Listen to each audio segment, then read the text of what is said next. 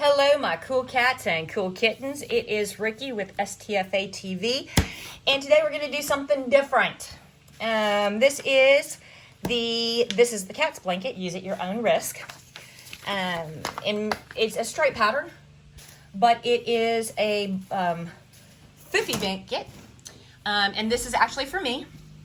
I've already got a book, a blanket, a cat and me. That's an old pattern that dropped a while ago, but I am on the opposite corner, or down at the bottom, but the other corner. I'm going to add this is the cat's blanket. I've noticed some people in the group are having problems with blankets. And blankets are a little odd because you can't hoop them. Look how thick and foofy this is. You try to hoop this and it goes pling and pops right on out, and it's a pain in the butt. So we don't, towels, blankets, sweatshirts, heavy duty stuff, we don't hoop those. We actually float them. And I hear a lot of people complaining, I've only got a 5x7. It's impossible to do a blanket. No, it is not. Today we are going to do this blanket, and it is a mama size, whopping size blanket in a little itty bitty 5x7 hoop on the 770. Okay? I am going to walk you through it step by step. I'm going to show you all the tricks of the trade. So step one is medium weight stabilizer. Cut away guys, because we are going to be torturing this, and you're going to need something to seriously hang on to. Go ahead and hoop up your medium weight to heavy weight. You can use a 3 ounce, and you want to make sure that that stabilizer is tight in this hoop. Usually I just finger tighten, but today I am going to go ahead and give it a couple of extra torques with a screwdriver. Yes, to make sure that it is not going to pop loose on my narrow white butt as we're going along. All right, step 2 is we need to semi-attach that blanket to this hoop. And because of orientations, I want 99.9% of the blanket hanging out of the machine away from the throat. Okay, the throat is the curve goes the bed, then the throat comes up and curves, and then over here is the interface where you type in, 5x7, blah, blah, blah. I want the blanket, the open end out here. So I am going to put, this goes into, on the brothers, your arm is on the outside, not the inside of the throat. So that is where it's going to attach. I'm going to put it like this, and I'm going to grab my blanky blank, and I am going to find the corner I want to put it on, and I am going to find the top, because, you don't want to embroider on the back of the blanket. And trust me guys, this is a lot of blanket. We're also going to be taking a field trip today. We will totally be going, I will take the camera off the mount and go on over to the machine and show you how you set this up so that this big, huge, fiffy blanket does not get stuck in your machine and get sucked under and get sewed on where it's not supposed to and all that good stuff. So I'm going to adjust the camera up. If you've got vertigo, I'm sorry. But I want to give you a good view of how I'm doing this. All right, we good? We good. All right, so here's my hoop. And I want this particular design to be right about there. So I am going to grab a pen, and I'm going to say this is the bottom limit. This is the right hand limit. This is the top limit. And this is the left hand limit. Now you'll notice that's outside the hoop. As long as I am generally inside those 4 pins, I'm good. Now what I'm going to do is I am going to fold up my bottom limit and touch my top limit. Okay, right there. And that gives me a nice-ish crease right across there. And then I'm going to find my left and right limit, and that's about the center right there. I'm going to throw myself a little pin, not really pinning top to bottom, just kind of pinning for eyeballs. Now, you can see on your hoop, you've got marks. And if you've got the grid still, congratulations, you are a better person than I am. I've lost all of my grids long ago and far away. So I usually use the grid marks or the half marks on the 4 sides of the hoop. They're welded in, and I take a pencil. Where's my pencil? There's my pencil. And I take a ruler of some kind. And I'm sure I've got one around here. There we go. And I just join those together. So let's pull that out of the way real quick. So there is my grid. There is my dead center. And there is my dead center. Okay? So I am going to, and this is where you can physically, or you can actually hear Ray physically cringe. I'm going to take my basting spray. And from the background, you hear the Wilhelm scream all the way from Dallas as Ray cringes because she hates basting spray. She hates that I use it because it means it gets on my hoops. Ugh. All right, we are going to lightly spray this. You do not have to spray this like spray paint.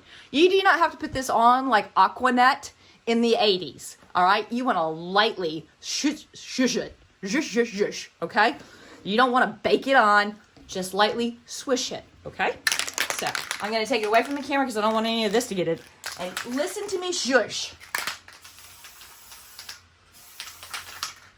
That is me shushing. That's it. We're done.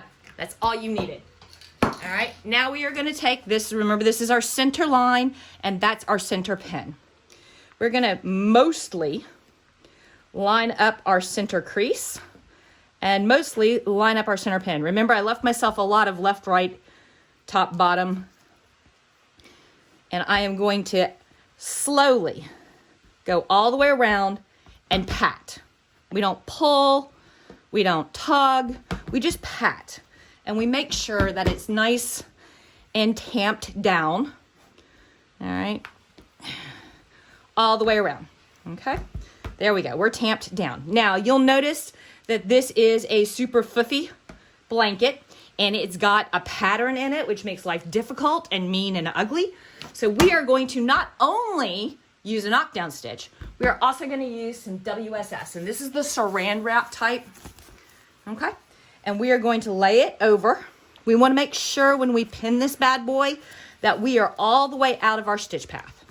We do not want to stitch over a pin. So we're going to come up here and we're going to pin there.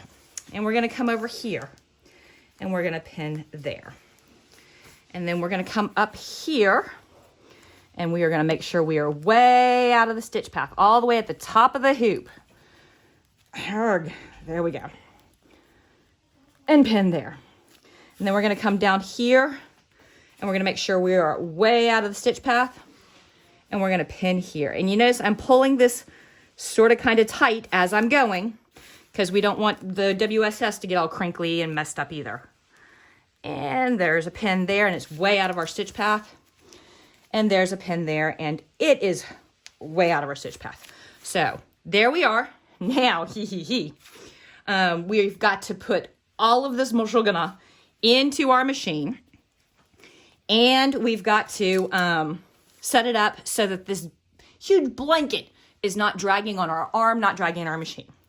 I am going to go ahead and tuck the blanket around the stabilizer on the attachment side of the arm, and I'm going to pin it so that it's got kind of a wall. There we go. There we go. Now, I am going to stop the camera. It'll seem like an instant for you, but it is actually going to stop the camera, and I'm going to wait 10 full minutes. Why am I waiting 10 minutes? Because it takes 5 to 10 minutes for your basting spray to cure. If I were to try to start to stitch right this second, it's still gummy and it's going to catch my bobbin thread. It's going to catch my top thread. If it catches the top thread, I'll have looping. If it catches my bottom thread, then I'll have pull through. I'll have bobbin showing along the edges of my lettering. It'll be ugly. It'll be nasty.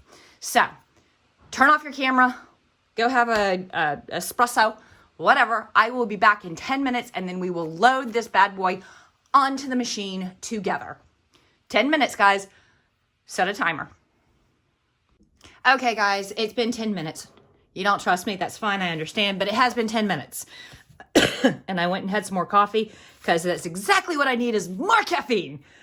All right, so we are going to take this mashogana and take it over to the machine, which means you guys are going on a field trip. I'm going to carry all of this over, and I'll come back and get the camera. And I will try to move it in such a way so as not to give you vertigo. All right, let's see if I can do that. Okay, so let's take a look here. So here's the machine, and I want you to notice, I will eventually be embroidering on this blanket, and this is the lower edge, and this is the side, but the design has it 180 degrees off. So I am going to have to rotate my design. Otherwise, I would have to sew with all of that blanket shoved in that hole, and that's not going to work. So I'm going to go into my machine, and this is just the PE 770. If you've got a Baby Lock or a Janome, you're going to have to look at your manual and figure out how to rotate a design. So I hit adjust, then I hit layout, and then I hit this rotate button. And I want to do it 180 degrees. So I'm going to hit the 90 and the 90. And my picture is not going to show me what I want, but that's okay. I trust the machine. Now, I've only got one arm. I'm going to make sure my presser foot's up, and I'm going to feed carefully my blanket and my hoop underneath my presser foot. Ouch. There we go. Now, I'm going to come and flip my blanket up so you can see what I'm doing, and I am going to lock my hoop into the arm. And I'm going to make sure that there is no blanket. I'm going to have to set the phone down. Let's see, can you... Ooh, that's a pretty angle. All right. Okay, there we go. I am locked in. Now I have to distribute this blanket so that it is not pulling on my arm. And I've got a little step ladder here. You can use a stack of books. You can do whatever. But the first thing we want to make sure is that the forward, back and forth motion of the machine is not going to catch. Then all of this blanket right here, the heavy stuff, we want it draped over something else so that it's kind of, you don't want to pull it tight because it's still going to need to move that way. But you don't want it dragging on that arm. So you're going to have a little bit of a crease, dip down, what have you. But not a whole bunch. Now I am going to figure out where to put this camera so that you can see what I'm going to do. Because I'm going to need to clip this up out of the way. And I'm going to need to clip this so that it stops falling. So I am going to, where am I going to put this and what am I going to do? This is about,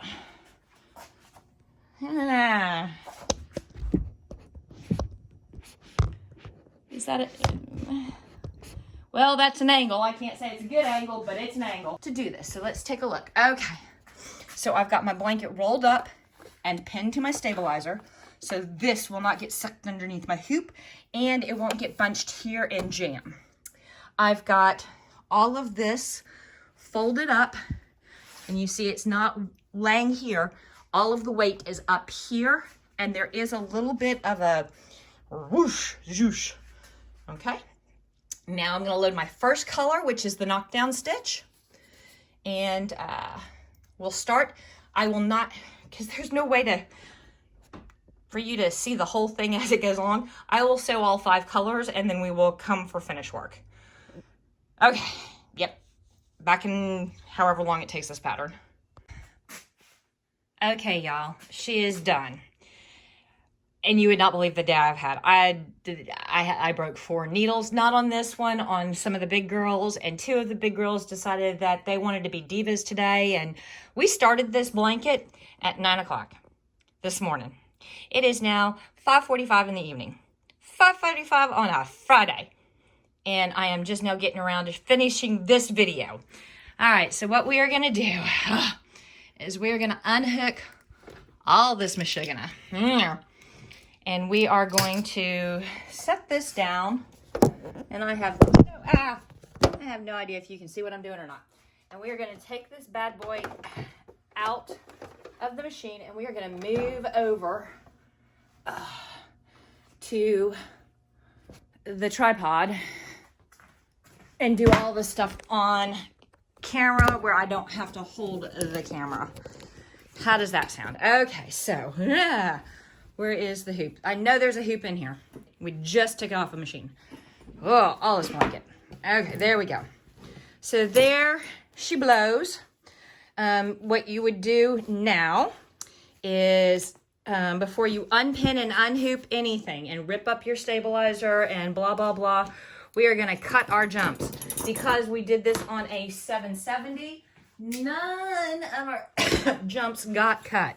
So we have to go in and we get to do it ourselves.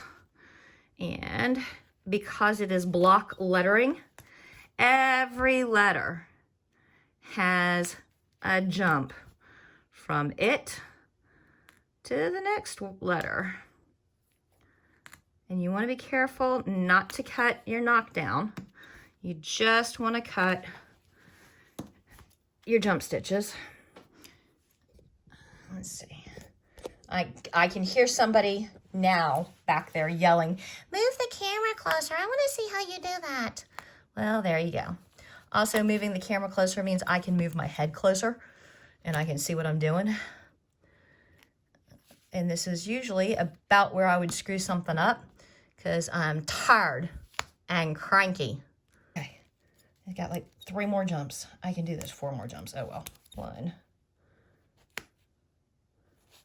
2, 3. Come here. And 4. Come here.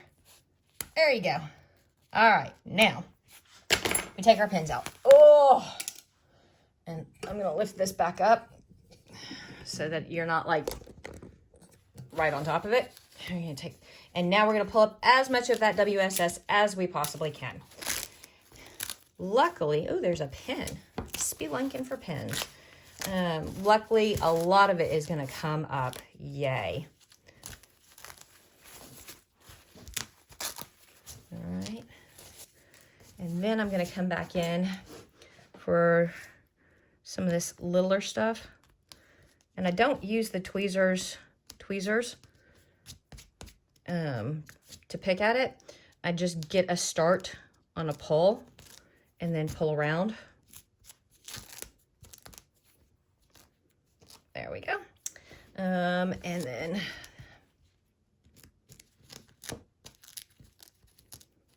there we go. All right.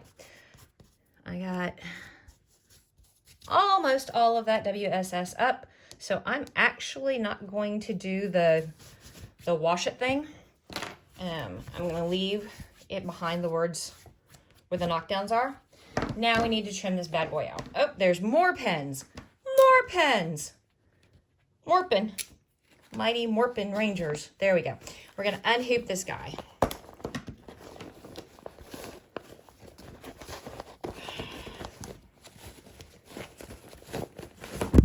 And we're going to get rid of that hoop. There, it's gone. And we are going to flip this over and we are going to carefully, I tell you, carefully cut away an awful lot of this stabilizer. Now, we did use 505, so you're going to have to get it to unadhere to the blanket.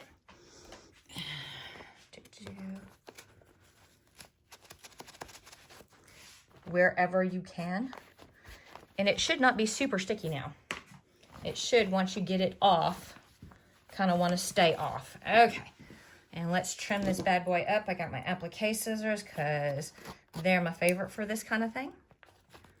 And I am going to keep a hand between the scissors and my stabilizer so that I don't accidentally snip my blanket and put a hole in my blanket. All right, and then we're gonna come this way. And I'm actually running the blade, the inside blade of the scissors on top of my finger so that I don't accidentally cut my blanket, because it really stinks to have done this much work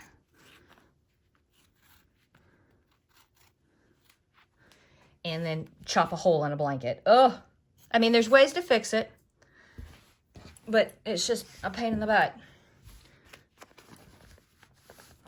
Okay.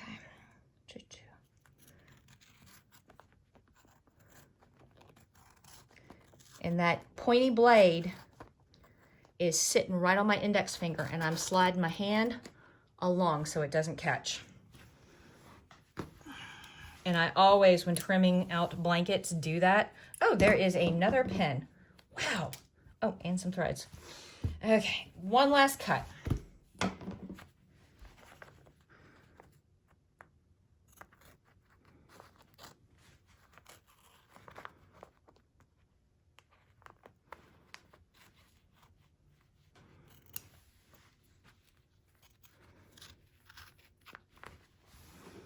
All right, so now, some people, and it's perfectly acceptable and fine, some people trim off the hairs back here and call it good and go, we're done. And that's 100% fine. Some people take that Tender Touch, the stuff you put on the inside of t-shirts, and they go ahead and iron Tender Touch over the back side of this. And that is 100% fine too. I finish my blankets a little differently. I go ahead and put a patch. All right, so I cut a piece of Minky that's about the same color, 7.5 inches by 8.5 inches. And I rolled the edges. And I will go ahead and repin it so that it is attached to my blanket. And then I will take it over to the machine and I will do a blanket stitch all the way around. However, when I said I will show you the completely finished blah, blah, blah, we are all done, etc., design, that was at 9 o'clock this morning when I still cared. It is now almost 6 and I don't care. So what I'm going to do is I will finish that at some other time.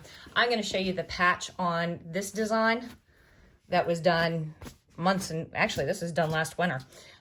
So there is the design, and it's an 8 by 12, and then there is the patch on the back with Minky to cover up. So that's how the back looks. And then on the front, that's how the front looks. Okay? All right, so if you have any questions, give me a holler. If not, whatever. That's how I do my blankets. Peace. Oh, and I guess the whole point of this is, even if you only have a little 770 brother, you can still do blankets on it. It takes a little jiggering and finagling and a little bit of interesting habita, but it works. Peace.